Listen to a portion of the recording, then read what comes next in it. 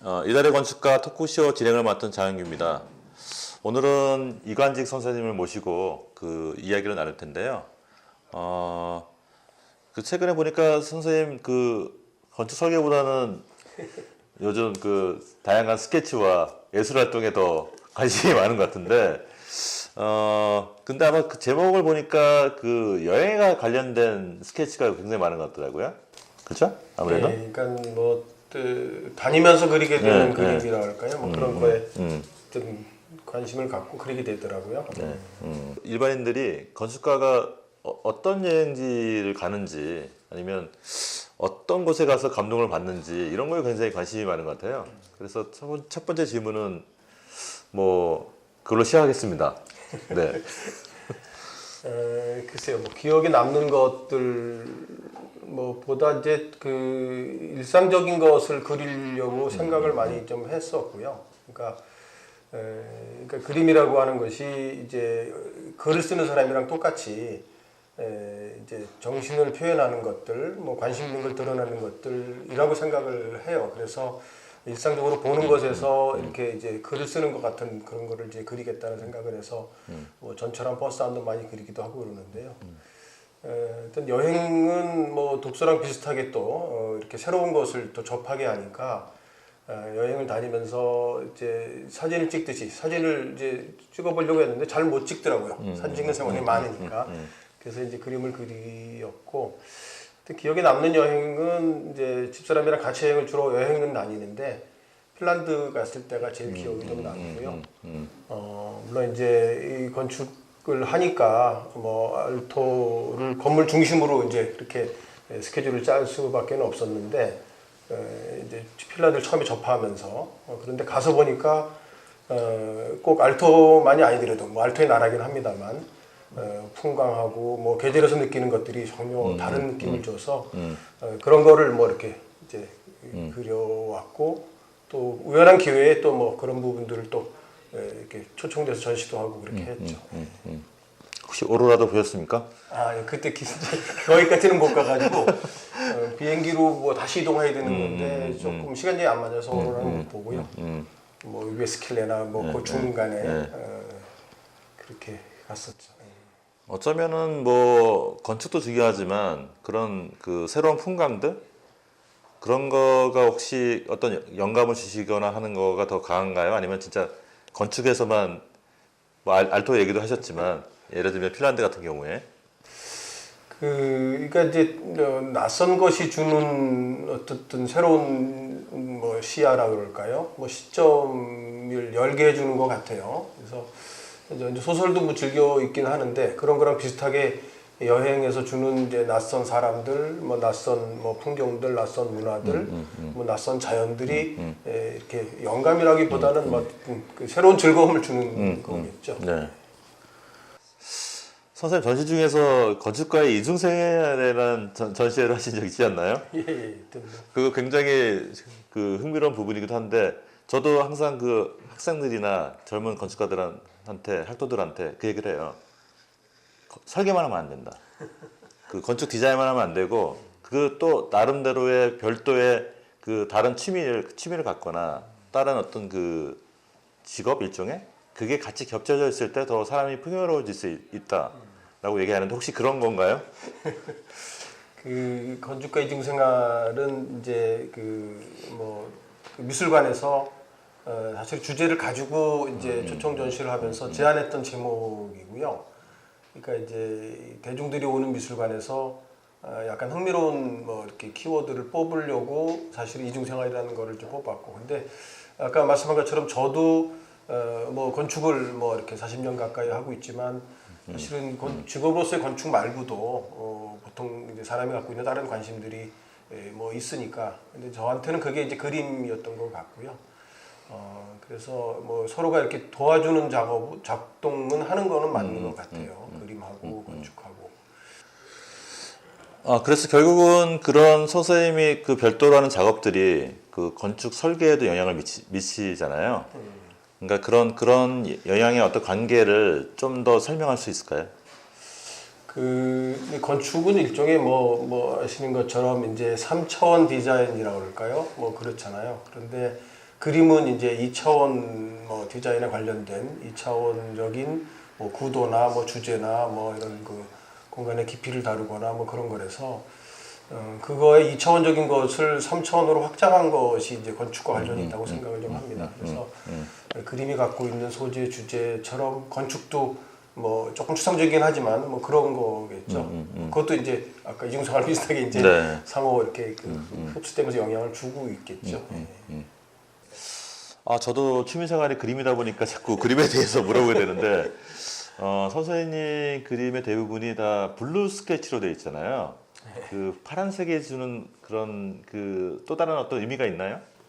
글쎄 뭐 깊은 의미는 아니고요. 그러니까 이제 사실은 사무실에서 작업하다 보면 도면을 체크해야 될 때도 생기고 뭐 학생들 뭐 하고도 마찬가지지만 그래서 일단은 검은색으로 인쇄된 거에 일단 체크용이라 할까요? 뭐 그렇게 해서 이제 어떤 색상을 찾게 됐는데 옛날에는 세피아라 그러죠. 자주색 뭐 그쪽을 많이 썼었는데 잉크 수급에 좀 문제가 있었어요. 그래서 까만색이 아닌 다른 잉크 수급이 사실은 블루 잉크가 이제 제일 쉬웠고 뭐 그랬고요. 뭐 이제 뭐 그림도 사실은 이제 이렇게 울트라마린이라고 하는 물감을 주로 쓰는데 뭐 조금 뭐 그런 얘기지만 집사람이 좋아하는 색이기도 합니다. 그래서 이제 뭐 도면 체크용이나 이런 걸로 해서 블루를 쓰게 됐고 그리고 제가 약간 그 이렇게 그림이 동양화 같은 붓으로 그리면 그런 느낌이 나는데 그러니까 너무 이렇게 그런 느낌이 많이 드러나더라고요. 그러니까 한국 뭐 이렇게 이제 동양적인 뭐 그런 느낌이 나서 색깔을 블루로 선택을 했고 또 뭐 여행지로 다니면서 프랑스가 사실은 되게 흥미로운 나라였는데 중세 때부터 프랑스의 색이 이제 뭐 파란색으로 나타났다 그러더라고요. 그래서 하여튼 그런 거랑 묶어서 아직까지는 이제 뭐 내년 후년 어떨지 모르지만 블루로 그리고 좀 있고요. 하여튼 색 자체가 또 깊이감을 주는 색이어서 어쨌든 좋은 느낌으로 하고 있습니다. 어떻게 보면 굉장히 몽환적인 느낌을 주는 색채 같기도 해요. 그게.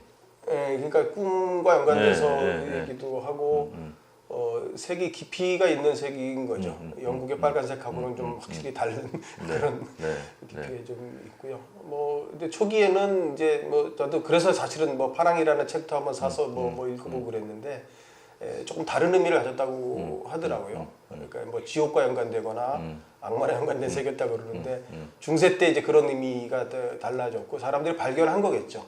그 깊이감과 어쨌든 뭐 이런 이제 몽환적인 느낌들을. 그래서 어쨌든 블루를 뭐 잠깐만 쓰면 또 좋아하게 되는 게 있잖아요. 그런 걸로 아직까지 계속 쓰고 있습니다. 다음엔 레드로 한번 도전해 보십시오. 감사합니다. 예, 감사합니다. 아, 그 우리나라에 좋은 건축이 있는지는 잘 모르겠는데 그 선생님이 생각하는 좋은 건축은 어떤 걸까요? 그러니까 이제 뭐 건축은 작업하는 건축가의 입장에서도 그림이 그려지지만 이제 기본적으로는 이제 사용자라 그럴까요? 사용자는 뭐 여러 그룹을 나눌 수 있겠죠. 직접 이제 이렇게 이용하는 사람도 있고 뭐 발주하는 사람도 있고 그걸 평가하는 이제 학자나 뭐 역사가도 있을 거고 일반 시민도 일종의 이제 뭐 시각적인 사용자라고 할 수 있겠죠. 이제 그런 것들이 이제 뭐 합의는 되지 않지만 공통적으로 이렇게 인정하게 되는 뭐 저는 이제 그림 같으면 우리나라 사람들은 고호 그림을 많이 좋아한다 그러더라고요. 그러니까 이제 그 인생 자체를 주는 것도 있지만 그림 자체가 갖고 있는 주제나 이런 것들이 이제 맞아 떨어지는 거죠. 그러니까 이제 건축물도 사용자한테 그렇게 이제 맞아 떨어지는 것들이 좋은 건축이 아닐까 생각을 좀 하고요. 그걸 작동하게 하는 건 이제 건축가의 창의력과 뭐 이제 아까 이제 좀 전에 얘기한 이제 2차원 디자인의 3차원으로 확장된 그런 이제 디자인적인 측면에서의 뭐 깊이감, 공간감 뭐 이런 부분이 관련이 있을 거라고 생각을 합니다. 네. 그러면 선생님 입장에 봤을 때는 제가 하는 건축은 별로 좋은 건축이 아닐 것 같은데.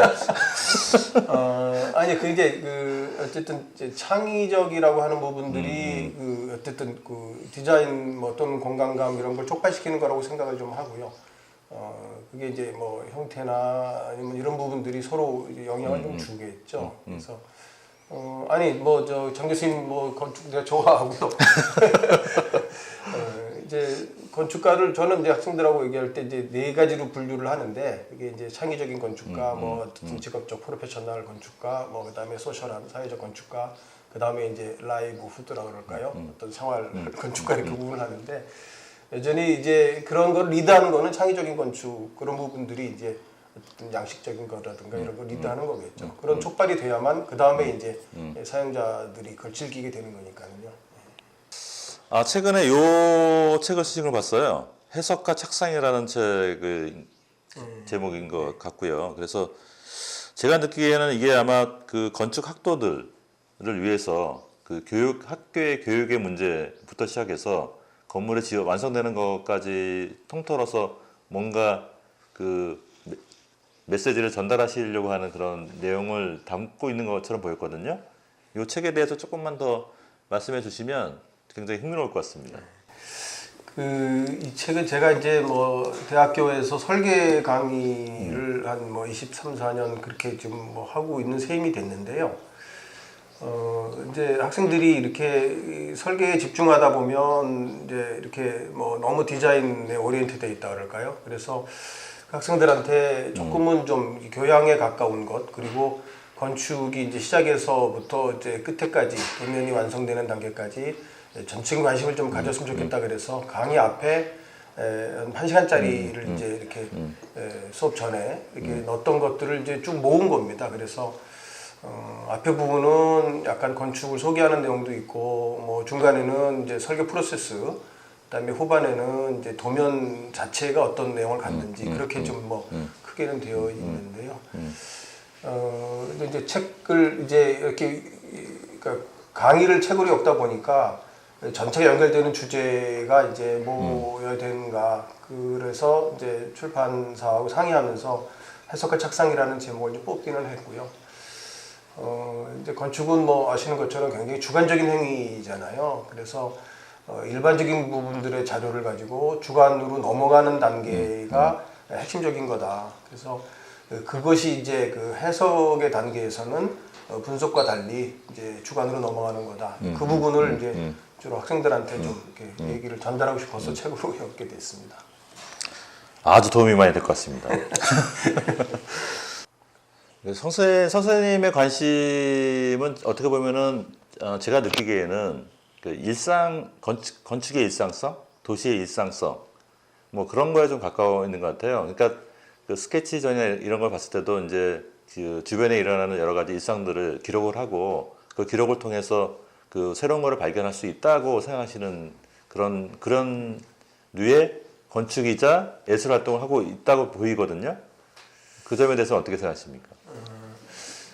제가 뭐 어떤 책을 한번 읽었는데 롤랑 바르트였던 것 같아요. 그러니까 꼭지 중에 이제 즐김하고 즐거움을 구분을 하더라고요. 그 즐거움은 이제 어쨌든 이제 관조라 할까요? 바깥에 벗어나서 그것을 대상으로 놨을 때 이제 즐거움이라고 하는 거를 정의를 한다고 하는 것 같고, 즐김은 약간의 이제 몰입이라고 그럴까요? 그 안에 들어가 있는 상태에서 하는 거를 얘기하는 것 같아요. 그래서 저는 이제 일상적으로 갖고 있는 뭐 그런 관점이 늘 눈에 보일 때 눈에 띄는 것들, 그러니까 드러나는 것들이 관심을 끌게 되잖아요. 그러니까 뭐 전철을 타면 뭐 이쁜 뭐 이렇게 아가씨 얼굴도 그렇게 눈에 띌 때도 있고 아주 노동에 지친 뭐 이런 그 이제 노인 뭐 그런 내 얼굴도 인상 깊게 있는 경우도 있고 그래서 그런 사람들을 이제 기록하고 이렇게 다시 한번 생각하게 하는 것들이 그림이라는 생각이 들어서 아주 일상적인 것에서 그것들을 이제 이렇게 그 관심을 갖게 하는 즐김을 이제 누리려고 하는 거죠. 그림이라고 하는 일들이. 이제 그런 것들이 이제 건축적인 거로 넘어오는지는 잘 모르겠어요. 어쨌든 뭐 제가 갖고 있는 거는 이제 삶 자체가 어쨌든 그 즐겁게 즐기는 것이 되어 있다고 생각을 해서 건축 뭐 그림 그런 것들이 즐김 행위 중에 하나일 거라는 생각을 합니다. 근데 어차피 그런 것들이 다 연관이 되는 것 같아요. 저 같은 경우도 그 어떤 건축의 영감에 대해서 물어보는데 저도 그냥 일상을 통해서 그거를 관찰하고 그 관찰의 어떤 결과들이 건축적인 어떤 걸로 다시 연결되는 부분으로 가고 있거든요. 그래서 저는 항상 그렇게 얘기하거든요. 모든 것이 다 이 건축적인 재료가 되고 영감의 어떤 재료가 된다라는 그런 얘기를 하는데 어쩌면 그게 이제 선생님이 생각하시는 뭐 스케치의 어떤 뭐 영감일 수도 있는데 그런 것들이 어떻게 보면은 그 멀리 있는 것이 아니고 그러니까 멀리 떨어져 있는 어떤 그런 대상이 아니고 항상 우리 주변에 존재하는 어떤 일상의 한 부분에서 우리가 그거를 그 캐치할 수 있다라는 거하고 연결되는 것 같아서 그 가치가 나는 굉장히 소중하게 느껴지는 부분이 있거든요.